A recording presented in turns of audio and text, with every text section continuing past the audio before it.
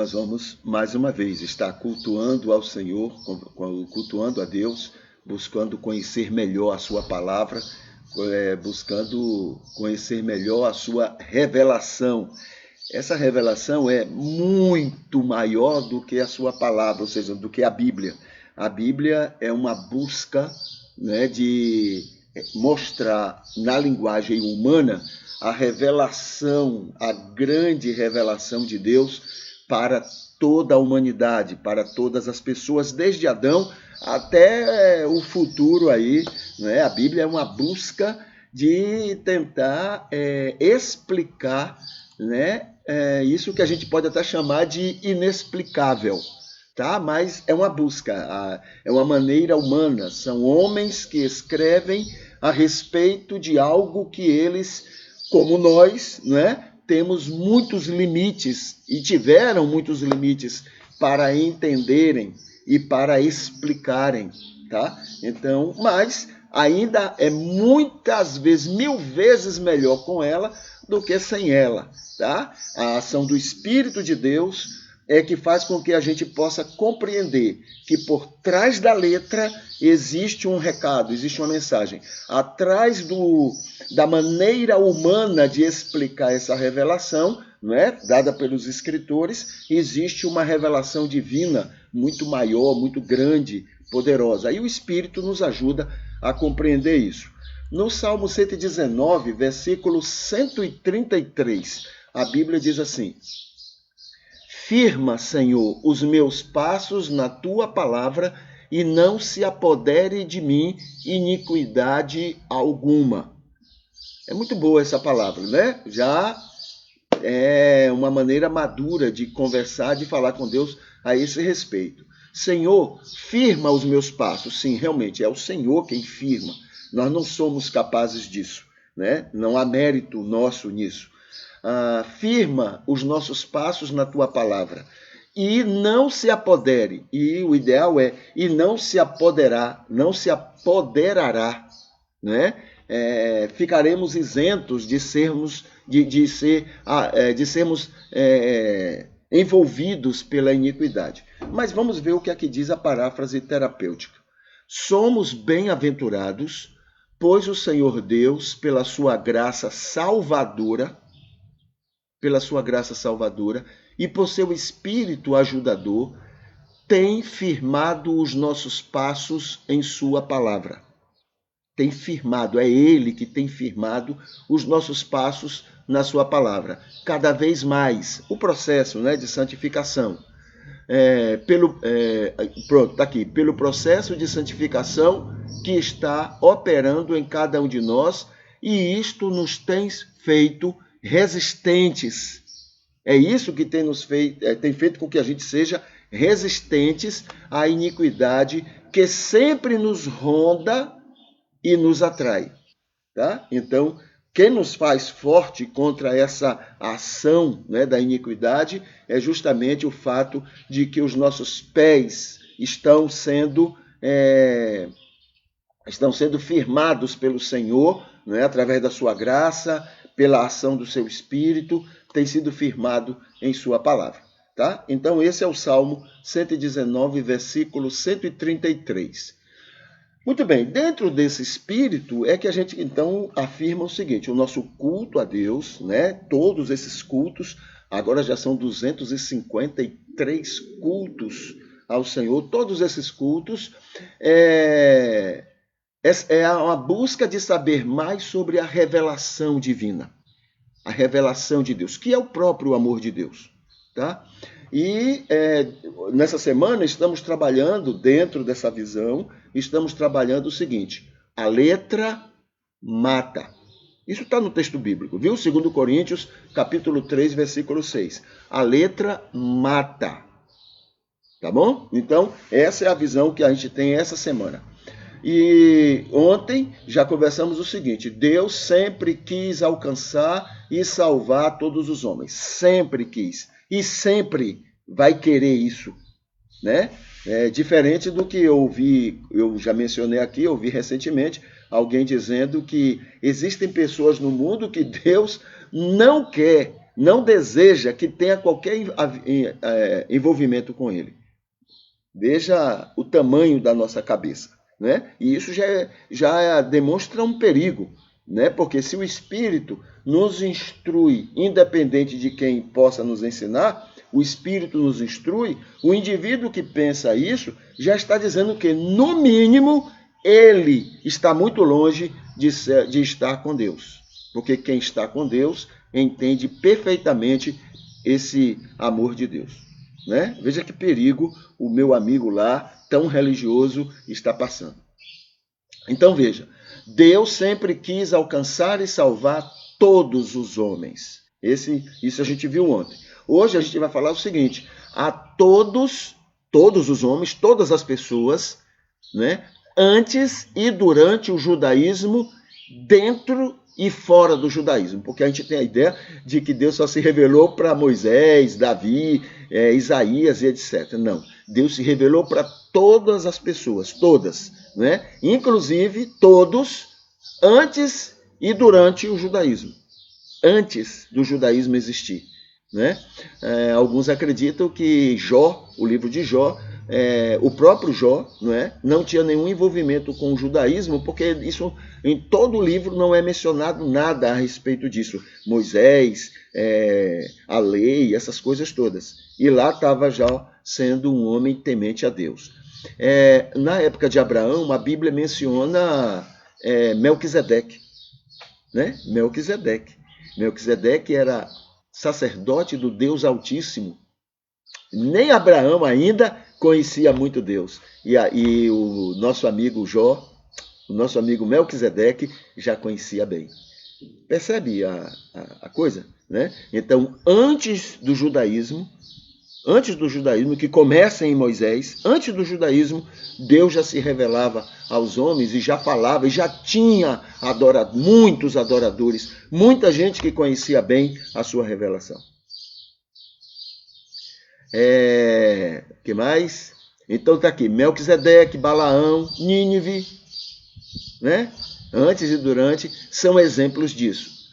Crer que só o judaísmo é quem conhece a revelação de Deus, crer nisso é negar o Espírito Santo. É negar que ele, com o seu saber, né, que ele não sabe convencer todo o mundo, cada pessoa, ele não saberia. Então, quando eu penso, né, só o judaísmo é que conhecia Deus, então eu estou negando a ação do Espírito para com todo o mundo. Tá? Eu estou negando também o seu poder de converter as pessoas, né, todos os arrependidos. E estou negando também a sua capacidade de dirigir a santificação a todos os convertidos. Ou seja, fazer pessoas, apesar de tudo, serem agradáveis a Deus, não é? Mesmo fora do judaísmo, dentro do judaísmo. Tá bom? Então, esse é um perigo que a gente corre. Por que a gente desenvolveu isso? Porque somos egoístas, porque a gente tem esse barrismo doentio. É só o nosso grupo que é bom, é só a nossa turma que é boa. Essa coisa humana, não é nem humana, isso é desumano. Isso é muito desumano, isso é totalmente fora dos propósitos de Deus para a vida de uma pessoa. Então, aqui, quando pensamos que o judaísmo é essa exclusividade, a gente está exatamente tendo a ideia de que o Espírito não faz a obra dele, como deveria, diante do amor de Deus para com toda a humanidade. Tá bom? Vamos falar aqui sobre o culto a Deus, o culto ao Senhor Deus. Hoje a gente vai falar sobre o ensino público, tá? Essa maneira poderosa de cultuar a Deus.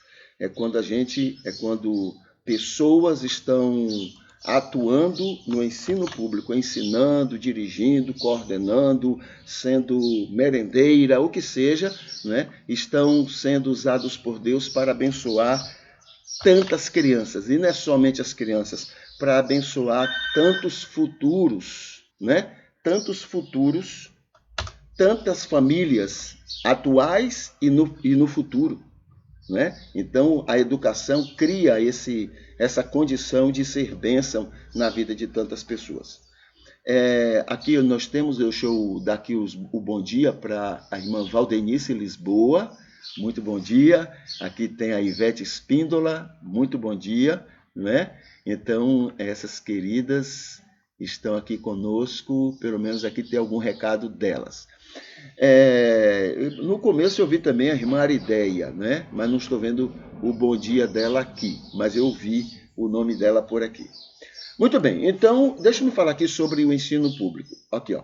Pessoas que vendem o seu tempo e trabalho ao Estado para ensinar pessoas, para desenvolver pessoas, principalmente pobres, né? Os que sempre estão marginalizados pela sociedade em geral, professores e outros profissionais que são mãos de Deus,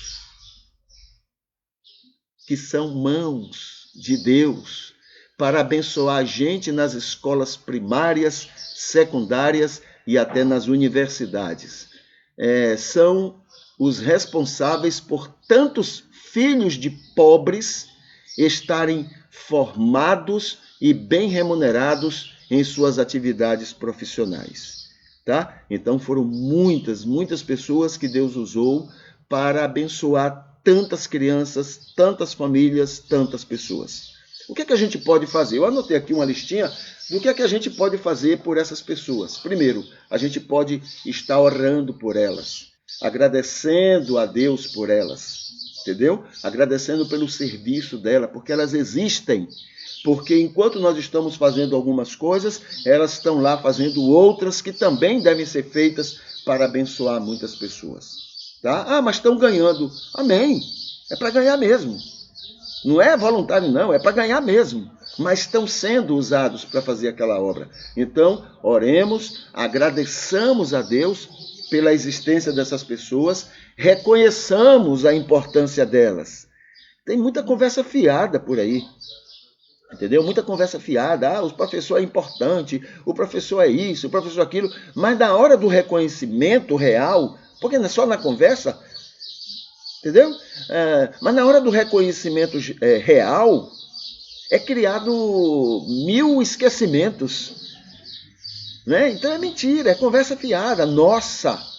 Então, que devemos reconhecer essas pessoas. Em vez da gente sair por aí fazendo piadas e contando histórias contra professores, a gente precisa elogiá-los, a gente precisa a outra palavra aqui é que divulgar a importância dessas pessoas, tá? Defender essas pessoas. Mas eles têm defeito, aí você não tem. Mas eles erram e você não erra. E por isso você é ruim, e por isso você não deve ser reconhecido também no seu trabalho, né? Então, devemos defender, estar do lado dela. Eu botei aqui a palavra grevamos, ou seja, defendamos e grevamos. Na hora da greve que eles fizerem, a gente tem que estar do lado deles. Porque greve é a única maneira que tem de acordar um bando de político que tem aí para que eles possam tomar uma atitude.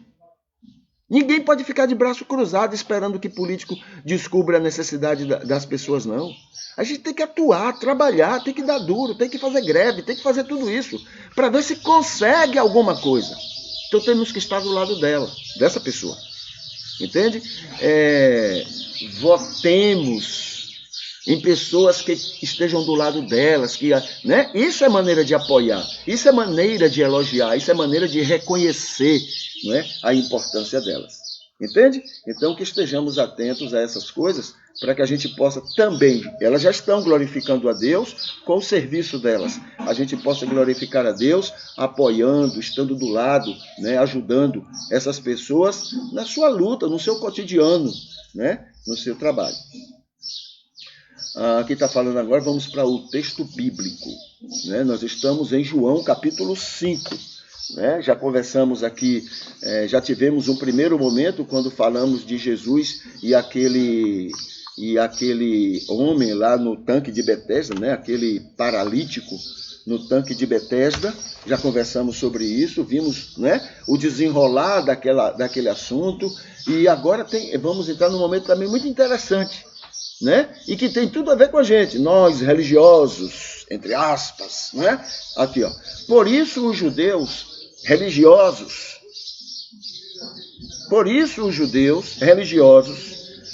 os que são chamados de povo de Deus, são chamados de povo de Deus, né? Isso mostra a misericórdia de Deus, mas ao mesmo tempo mostra a prepotência desses que se autodenominam povo de Deus, porque o comportamento deles não é de povo de Deus, é de povo do cão, povo do diabo, até hoje. Até hoje. Ontem eu vi uma reportagem que esse, entre aspas, povo de Deus, está lá falando, avisando, informando aos Estados Unidos, porque eles se parecem, né, na arrogância deles, informando aos Estados Unidos, naturalmente dizendo, olha, vou precisar da sua ajuda, porque a gente vai atacar, vai guerrear, a gente vai soltar mísseis, a gente vai matar gente lá na Síria. Acho que foi Síria ou foi o Irã, um desses lugares. Não importa. Mas avisando para o outro maldoso, um maldoso, dito povo de Deus, falando para o outro maldoso, a gente precisa de braço dado porque a gente vai matar pessoas agora. Eu vou jogar míssil lá dentro. O chamado povo de Deus.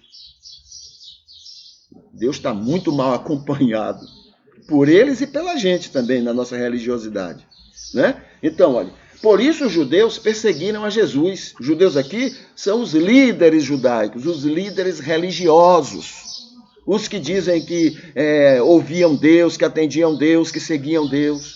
São esses, né? Por isso os judeus perseguiram a Jesus, porque fazia essas coisas no sábado, porque para eles era mais importante o sábado do que as pessoas. Não estavam alegres porque o homem estava curado, não. Estavam chateados porque o homem estava carregando a cama no sábado. É isso que nós fazemos. A gente não está preocupado com o bem do outro, não. A gente está preocupado em defender tolices, coisas sem importância. Entendeu? Então, para defender Deus, a gente age contra Deus. Não, eu estou defendendo Deus. Aí vai lá e faz perseguição, prejudica, demonstra falta de amor às pessoas. É contra Deus. É assim que a gente faz. É assim que eles fizeram aqui nesse texto, né? Mas Jesus lhe respondeu. Veja só, a resposta de Jesus. É claro que não respondeu para esses, né, para isso, mas respondeu, está lá falando. E essa João está falando assim. E essa é a resposta de Jesus para essa arrogância, essa importância, né, de negócio de dia. Tem que seguir o dia. Não importa as pessoas, o importante é o dia. Não importa as pessoas, o importante é o ritual, a religiosidade. Não importa. Pelo contrário, tudo isso existe para o bem das pessoas, né? Então Jesus responde, meu pai trabalha até agora e eu trabalho também. Em outras palavras, o que vocês estão dando importância aí não tem nada a ver com Deus, né? Se for para abençoar pessoas, se for para amar pessoas, isso aí não tem significado nenhum, porque o mais importante é amar as pessoas. É isso que Jesus, na sequência do que João está escrevendo, é o que Jesus responde para aquilo. Agora veja o versículo 18, né? A resposta humana, quer dizer, a primeira resposta religiosa. Aí depois Jesus dá uma resposta, né? Claro, dentro de uma sequência do que João está mencionando. Não é que Jesus saiu procurando ver quem é que estava falando aquilo para responder, não. Essa é a resposta de Jesus. Aí vem agora os chamado povo de Deus, né? De novo, e dá outra resposta. Aí veja o que é que eles fazem. Por isso, pois, os judeus aqui novamente são os religiosos, os líderes religiosos. Por isso, pois, os judeus ainda mais... Quer dizer, eles se alimentavam ainda mais da resposta de Jesus, não é? Procuravam matá-lo, porque não só violava o sábado, ou seja, quebrava o sábado, não só porque não importava com o sábado, mas também dizia que Deus era seu próprio pai fazendo-se igual a Deus. Em outras palavras, porque dizer que tinha autoridade para fazer aquilo. O povo de Deus, entre aspas. Os religiosos. Não estamos falando aqui do mundo, não. Não estamos falando aqui dos pecadores, não. Não estamos falando aqui dos beberrões, dos ateus. Não estamos falando aqui dos romanos, não. Não estamos falando aqui... enfim, estamos falando aqui dos líderes e do povo de Deus contra Deus. Tem diferença de nós? Tem diferença de nós? Eu estou fazendo um estudo, uma pesquisa, né, a partir de um artigo, e a gente vai ter, não sei quando mas a gente vai começar a estudar aqui um artigo, que o artigo trabalha o seguinte: o mundo seria mais pacífico se não tivesse religião? O mundo seria um ambiente mais agradável, mais feliz, se não tivesse religião? Essa é a questão, essa é a pergunta do estudo que a gente vai fazer aqui. Tem um dia desse aí que a gente vai fazer isso. Não estou me lembrando qual dia, tá? Mas a gente vai conversar sobre isso. Não sei se é o sábado, a gente vai ver isso aí direitinho. Então vamos tirar alguns momentos para conversar sobre o que aquele artigo nos lembra, né, a respeito disso. A minha questão vai ser, não é se o mundo seria melhor se não houvesse religiões, não. A pergunta é, será que o mundo seria um lugar melhor se o cristianismo não existisse? Essa vai ser a minha pergunta.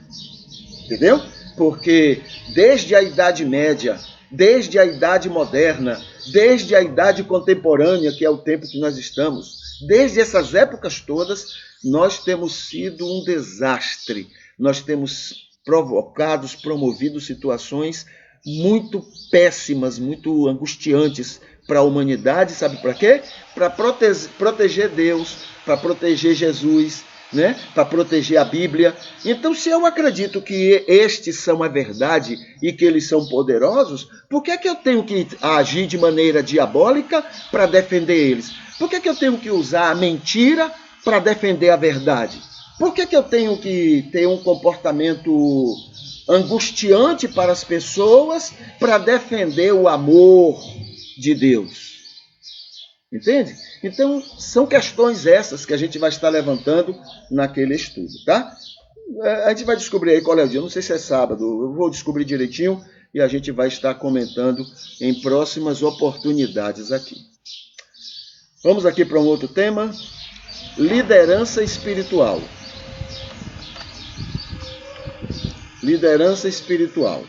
Deixa eu colocar aqui nos comentários para facilitar as pessoas que procurarem encontrarem, não é, isso por aqui. Então vamos lá, liderança espiritual. Nós estamos atualmente trabalhando, conversando no capítulo 6 de Atos. Aliás, não é o capítulo 6, desculpe, o capítulo 6 é um primeiro momento do estudo que a gente está fazendo sobre liderança espiritual,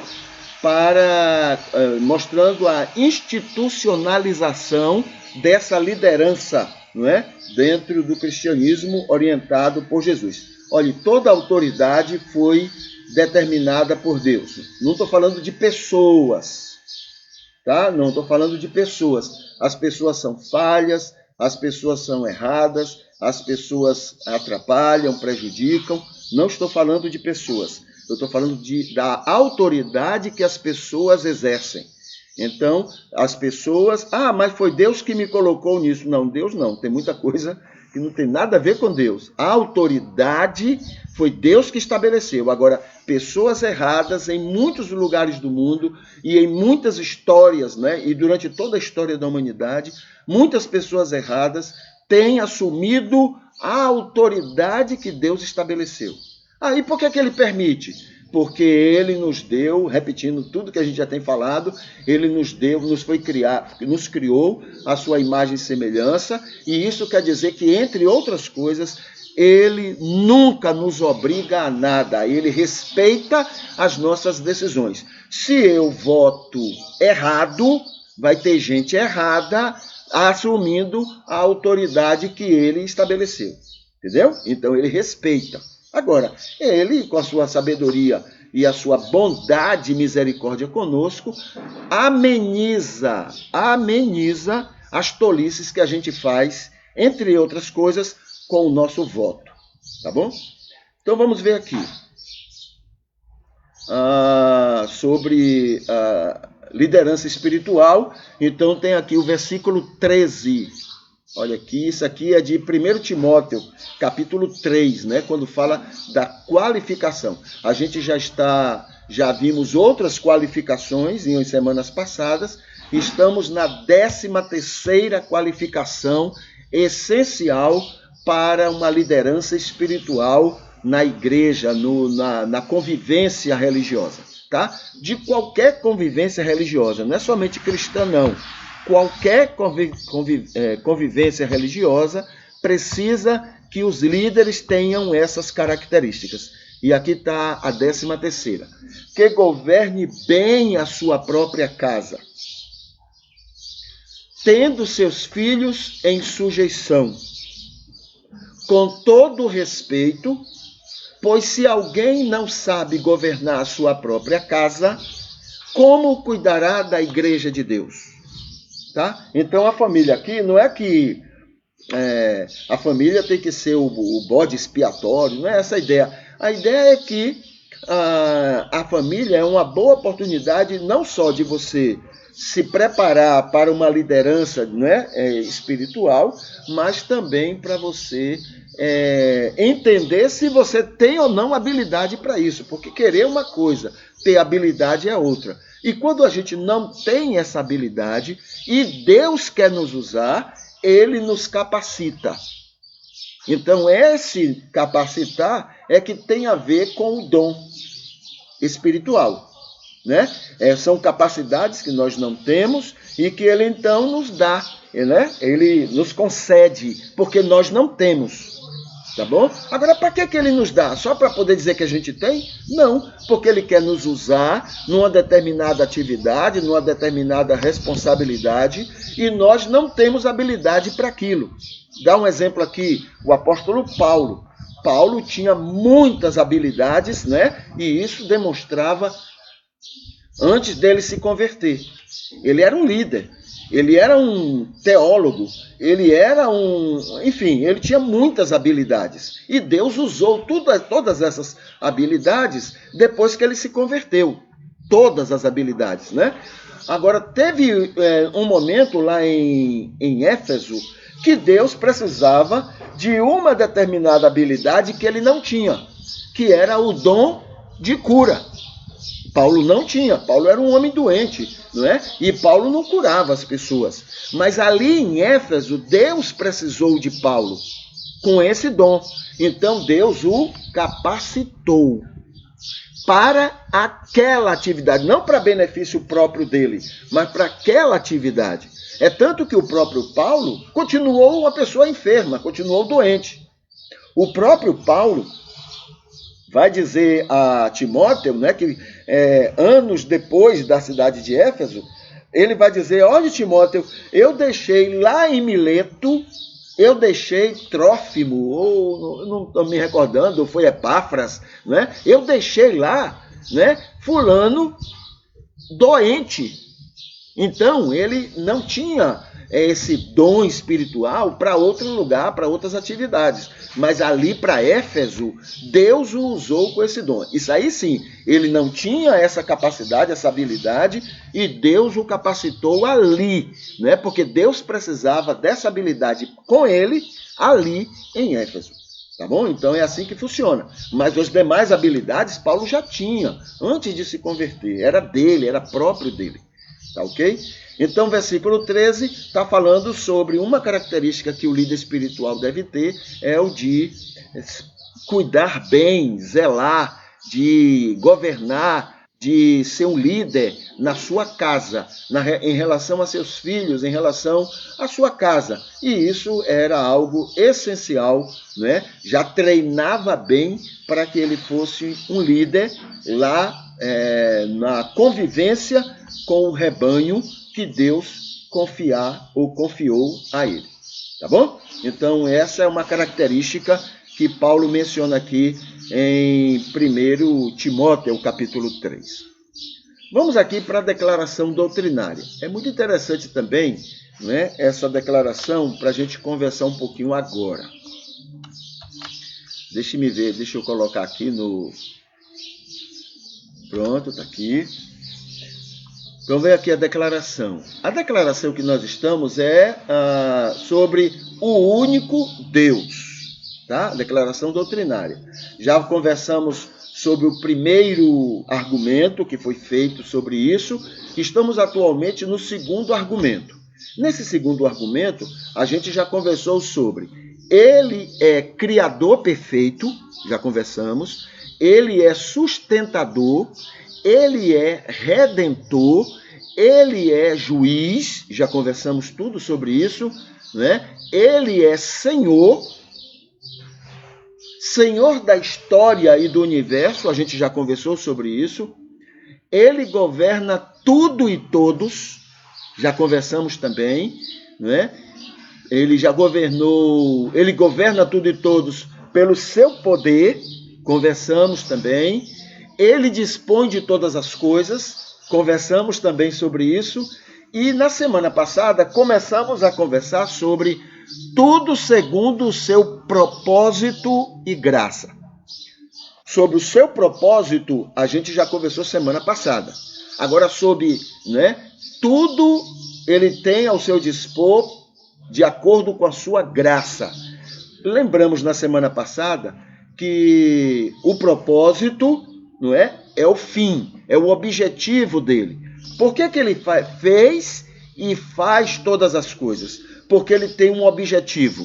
Então, tudo que ele faz é visando esse objetivo. Qual é esse principal objetivo? O amor dele para com a humanidade e salvar o maior número possível de pessoas. Esse é o grande propósito de Deus. Tudo que ele faz está visando isso. Tá bom? Não adianta a gente tentar outra coisa, tirar ele desse foco, que ele não vai tirar. O foco dele é esse. Esse é o propósito dele. A graça, que é mencionado também no texto, não é o propósito. A graça é o meio, é o método que ele usa para chegar ao propósito dele. Tá? A graça é o método.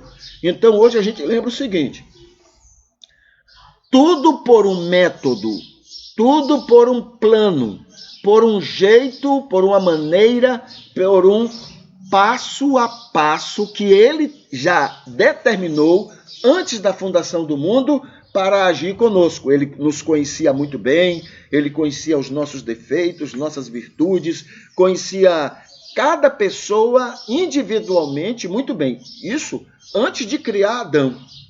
A partir desse conhecimento dele, é que ele então, vamos criar uma hipótese aqui. Então ele imaginou, digamos, 1000 planos diferentes para alcançar o maior número possível de pessoas. Mas ele viu que tinha um plano, desses planos todos, que alcançava, todos os planos alcançavam 50%, alcançavam 60%, alcançavam 40%, e essa coisa toda. Não, 40% é muito grande, Então, tinha planos que alcançavam 10%, outro 9%, outro 8% de pessoas. Por que esse número é pequeno? Porque a Bíblia diz, a própria Bíblia diz, que poucos são os que passam pela porta estreita. Então, seguindo isso, a gente entende que o número é pequeno. Então, mas teve um plano que alcançaria 11% da humanidade. 11%. E ele colocou o nome desse plano de graça, da graça. Não é ele que botou, No Novo Testamento foi colocado para esse plano o nome de graça. Por que graça? Porque é de graça. Não é pelos méritos, não é pelo merecimento das pessoas, mas é pela ação, pela misericórdia de Deus. Então, esse plano que alcançaria 11%, foi o plano que ele adotou para salvar o maior número possível de pessoas. Então tem aqui, graça é um passo a passo, como Deus age conosco, sem nos obrigar a nada, apenas atraindo a Ele. Sem perder o amor dele para conosco, sem perder a paciência dele, a gentileza dele, o carinho dele, a compreensão dele conosco, né? O respeito, a tolerância e a defesa. Nós temos o direito de negar Jesus. E ele defende esse direito. Entendeu? E nós temos o direito, né? Ele respeita esse direito, né? Claro, tem consequências, mas nós temos o direito disso. Sem cansar ele, né? Sem ele se cansar da gente, porque a gente tem essa mania, né? A gente vai conseguindo pouco, a gente vai lá e cansa. Eu vou desistir disso, não quero isso, não. Sem ele cansar da gente, sem ele fadigar da gente, sempre focado em nós, sempre focado em cada pessoa individualmente. Tá bom? Essa é a característica, não é? Desse plano salvador de Deus. Começa nos amando e nos convencendo pelo Espírito Santo. Então, a primeira coisa que ele faz é trabalhar, ele nos ama, não é? E trabalhar para nos convencer da nossa situação, deixar que a gente esteja bem de conhecimento daquilo que estamos vivendo e daquilo que vamos viver na eternidade se continuarmos como estamos. E termina com a salvação, a vida eterna, agora neste mundo e depois deste mundo. Tá bom? Então a graça é um passo a passo, é um plano de Deus, não é? Que Deus estabeleceu para que a gente possa desfrutar dessa eternidade com Ele. Como disse, é de graça, é Ele quem atua a partir da vontade da gente. A gente quer, a gente deseja mudança, Ele vem e opera tudo isso na vida da gente, tá? A gente reconhece que precisa e a gente quer e Ele vem e age, tá bom? Isso é dentro dessa declaração doutrinária sobre Deus. A gente vai agora para o Facebook. Vamos ver no Facebook o que é que a gente tem disponível para que a gente, né, aprenda alguma coisa aqui. Deixa eu primeiro, o que é que eu vou fazer aqui? Bom, já está atualizado aqui o Facebook.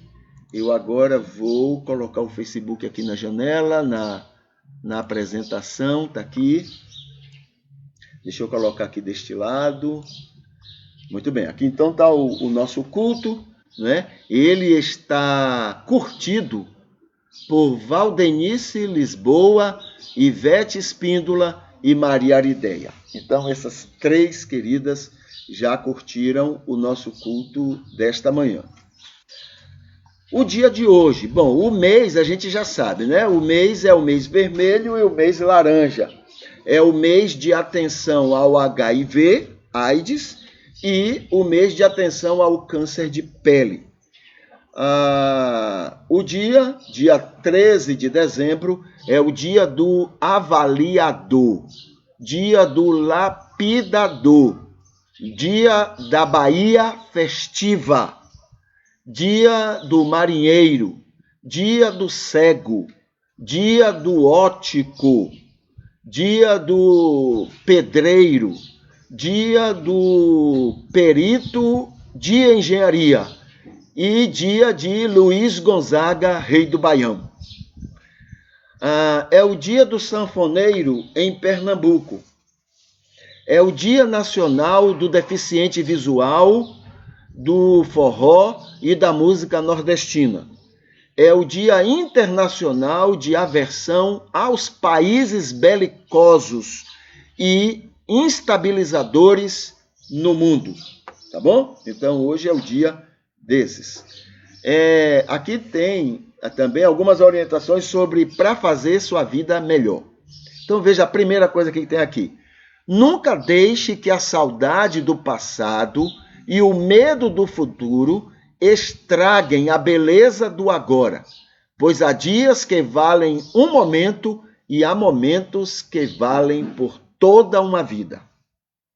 Segundo, pessoas bem resolvidas sentem gratidão, se responsabilizam por seus erros, parabenizam os outros, falam acerca de ideias, querem que os outros vençam, partilham informação e transpiram alegria. Pessoas bem resolvidas. Na família, saiba as 3 virtudes maiores de cada uma das pessoas da família. Na espiritualidade, dedique-se como se fosse a última semana com todos nela. Para o cônjuge, aprenda como realçar melhor a sua beleza intelectual. 6. Conselho de uma idosa. A inveja é uma perda de tempo, pois já temos tudo o que precisamos. 7. Ditados alertas. Em tempos de guerra, não se limpam armas. Gaivotas em terra, tempestade no mar. Filho criado, trabalho dobrado. Idade e experiência não na adolescência. Idade e experiência não na adolescência. É um ditado. Por fim, Jesus, em João 3, 1, 2 e 3. Na verdade te digo que aquele que não nascer de novo, não se arrepender, não pode ver o reino de Deus. Tá bom? Então, esses são conselhos para fazer a vida melhor, né? No dia a dia da gente. Sendo um dia bom para a gente, vai ser um dia bom para todo mundo ao nosso redor, porque a gente contagia, tá bom? Aqui tem um banner sobre seja um amigo do CICV e gere um grande impacto na vida das famílias mais vulneráveis. Faça sua doação agora. Isso aqui é ligado a uma das entidades, não é, aqui é da Cruz Vermelha. Pronto, é a Cruz Vermelha.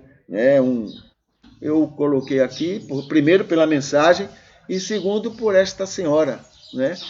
Não sei, me inspirou muita beleza nessa foto, não é, com essa criança e nesta circunstância que está aqui. Achei muito belo isso. Talvez até esse ar de sorriso que ela deu, não sei. Alguma coisa me chamou a atenção nessa foto. Aqui tem o culto da família ontem, né? O nosso culto da família. E esse culto foi curtido por Maria Cléris, Marinês Montechiari, Helenira Oliveira, Dilza Vilas Boas, Aguinaldo Lima, Lúcia Melo, Noemi Frazão e Moisés Júnior Rocha. Então, esses curtiram o nosso culto aqui da família. Aqui tem um banner sobre o seguinte: toda religião no mundo sempre foi formado por 2 mentes muito distintas. Sempre. No passado, no presente e sempre vai ser no futuro. O joio e o trigo. E Deus ama igualmente a cada um. Claro que o joio dá um prejuízo daqueles, né? O joio é um desgaste, né, enorme. Mas Deus ama também essas pessoas, tá? Mas existem e estão aí dando prejuízo adoidado a qualquer religião que eles pertençam. Aqui tem o culto matutino de ontem, tá? Esse culto matutino, ele foi curtido por Maria Arideia e a irmã Ivete Espíndola. Isso no dia de ontem, esse culto. O que mais? Eu tiro aqui. Muito bem. Eu aqui vou tirar o Facebook da... Pronto, tá aqui. E a gente vai para o nosso momento de oração, né? Nosso momento de oração. Nós estamos aqui ainda com uns 5 minutinhos que a gente poderia aproveitar. Deixa eu voltar aqui num tema para a gente poder comentar mais um pouquinho, porque eu corri um pouquinho, não é? Por causa do horário. Então, se a gente tem tempo, a gente pode voltar, né, a isso aqui. É justamente aqui sobre a declaração doutrinária. Então, o texto, né, dessa declaração que nós estamos analisando atualmente, diz assim: Deus, Ele, né, é o Criador, sustentador, Redentor, Juiz e Senhor da história e do universo, que governa pelo seu poder, dispondo de todas as coisas. Conversamos muito sobre isso, né? O que é isso, dispondo de todas as coisas, tá? Tivemos um momento para conversar sobre isso. De acordo com seu eterno propósito e graça. E como hoje nós estamos falando sobre a graça como um método, a maneira de Deus agir, não é? Deus só tem essa maneira? Não, tem muitas maneiras de agir. Agora, esse é o método que ele segue para alcançar o maior número possível de pessoas. É esse que é o grande propósito de Deus. Já que ele não obriga ninguém a nada, né? Não obriga, e até respeita, né, a individualidade das pessoas, mas a graça foi o jeito, o projeto adequado, né, às pessoas que haveria sobre a face da terra, pessoas como eu e você. Então, foi o plano que se adequou bem a essa situação que somos, a esse tipo de gente teimosa, arrogante, prepotente, intolerante, preconceituosa que a gente é. E às vezes usamos até o nome de Jesus para isso, né? Igual os judeus, né? O que a gente mencionou aqui. Por isso que os judeus ainda mais queriam matá-lo, né? Então não somos diferentes daquilo lá, não. Né? Religiosos, prepotentes, né? Arrogantes. Nós achamos que temos autoridade para julgar as pessoas, condenar as pessoas, mandar as pessoas para o inferno, né? Nós sabemos, né, como é que as pessoas vão. Então, já sabemos até quem vai, porque a gente já declarou que elas vão. Nós temos esse defeito muito sério, muito grave, não é? A Bíblia diz, Jesus mencionando, que ele não veio ao mundo para julgar. E a palavra julgar ali tem um sentido também de condenar. Eu não vim ao mundo para julgar e condenar, mas para salvar. Mas nós, que somos discípulos, seguidores dele, não, nós viemos foi para julgar. A gente está aqui para condenar, para perseguir, para criar situações de perseguição a todos aqueles que nós declaramos que estão errados. A gente não presta, não. Eu falei na instante, né, do joio que atrapalha as religiões que eles pertencem, inclusive o cristianismo, né? E esse comportamento nosso é comportamento de joio, não é comportamento de trigo. O comportamento de trigo é igual de Jesus, né? Eu não posso condenar ninguém porque eu também sou condenável. Então eu não tenho autoridade. Olha, veja só, eu não tenho nem autoridade para condenar porque eu também sou condenável, né? Eu tenho meus crimes, eu tenho minhas culpas. E eu também não tenho condições, conhecimentos necessários para julgar. Mas ainda assim eu acho que pela fé que eu tenho, pela capacidade que eu tenho, eu sei, eu posso julgar as pessoas, eu posso condenar as pessoas, né? É assim que nós somos. Só a misericórdia de Deus para ter paciência com a gente, né? Porque se a gente não suporta isso dos outros em relação a gente, é natural que os outros não suportem a gente em relação a eles. Fazer isso, né? A gente não fica todo chateado quando a gente encontra alguém que critica a nossa religiosidade, que critica a nossa religião, que critica, né, a maneira como a gente não fica chateado, zangado, né, não chama de perseguição. Isso é uma perseguição, isso é contra Jesus, isso é uma cristofobia. A gente não inventa todas essas conversas fiadas, né? Em relação a gente faz coisa muito pior contra os outros, contra as outras religiões. Somos muito mais preconceituosos, somos muito mais intolerantes com elas. Entendeu? A gente gosta muito de divulgar o que eles fazem contra a gente. Mas quer saber o que é que a gente faz contra eles? Procura ler o que é que eles falam sobre isso. Procura ler, procura ouvir, procure saber deles. Vem cá, como é que nós cristãos em relação a vocês, né? Entre nós a gente não se suporta. Pergunta a um católico o que é que eles acham, né, dessa prepotência nossa evangélica. E pergunta a evangélicos o que é que a gente acha da prepotência católica. Aliás, eu acho que nós somos até mais prepotentes do que eles. Nós somos muito mais arrogantes, nós somos muito mais, né, donos da verdade, nós somos muito mais... enfim, somos isso, né, esse mandu, né, que nós somos. E Deus, pela misericórdia dele, tem que sofrer as consequências disso, porque ele ama as pessoas que a gente prejudica. Ele ama, então ele sofre com o que a gente faz. Ele tem que suportar, sofrer isso que a gente é e que a gente faz, e ainda mais nos ama. Continua nos amando, continua tendo carinho, paciência conosco, continua trabalhando o nosso coração, né? Sempre na certeza de que amanhã seremos menos ruins do que somos hoje, menos prejudiciais do que somos hoje. Entende como é que funciona esse negócio todo? Então, infelizmente, não é? É assim, quer dizer, é ruim com isso, mas é pior sem isso. Ou seja, Deus prefere trabalhar com gente igual a mim, igual a você, igual a nós, do que não ter a gente.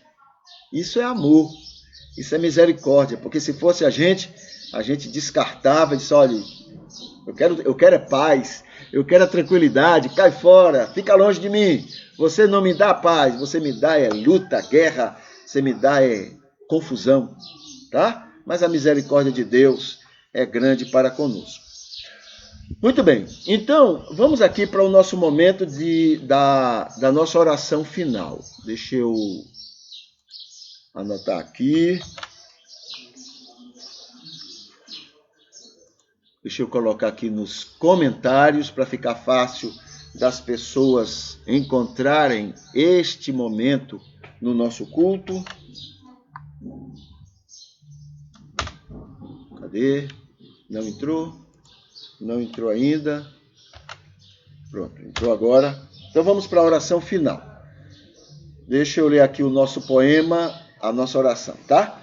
Diz assim: querido Senhor Deus, hoje é segunda-feira e estamos iniciando uma nova semana, uma nova sequência de dias com muitos afazeres, muitos fazeres a cumprir.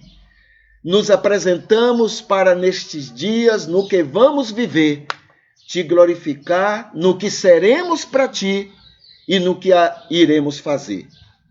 Te agradecemos por estes momentos de estudos e adoração, por esta oportunidade de estarmos a ti exaltando, sabendo mais e melhor sobre o teu amor, a tua revelação, a tua imensa misericórdia conosco e com toda pessoa. Obrigado por teu Espírito nos ajudar desta forma tão boa. Pedimos que sejamos sábios para aproveitar tantas chances, luz do mundo e sal da terra, o que havemos de ser no que vir, para sermos o que queres que sejamos para todo mundo, a todos que amas e queres alcançar, abençoar e ouvir. Imploramos pelos líderes espirituais, teus servos chamados, as responsabilidades que assumem contigo todos os dias, uns com atenção espiritual com teu rebanho, teus amados, outros atenção existencial às carências dos desafortunados. Imploramos, Senhor Deus, por todos estes guerreiros teus, as lutas e dificuldades que enfrentam, que os deixam aflitos, para atenderem os joios, o mundo e tuas amorosas vontades, são carentes de teu apoio, paciência, sabedoria e bondades. Te agradecemos pelos teus queridos aniversariantes de hoje. Imploramos por conforto aos enfermos teus mimados. A ti exaltarmos e te exaltarmos por este culto e pelos que assistirem ele, pelos que se oferecem para apoios e sustento dele. Te pedimos, agradecemos e louvamos, confiados somente no nome que Jesus Cristo tem. Ele que é teu Filho, nosso Senhor e Salvador querido, para sempre, em toda a eternidade. Amém. Essa é a nossa oração neste momento, tá bom?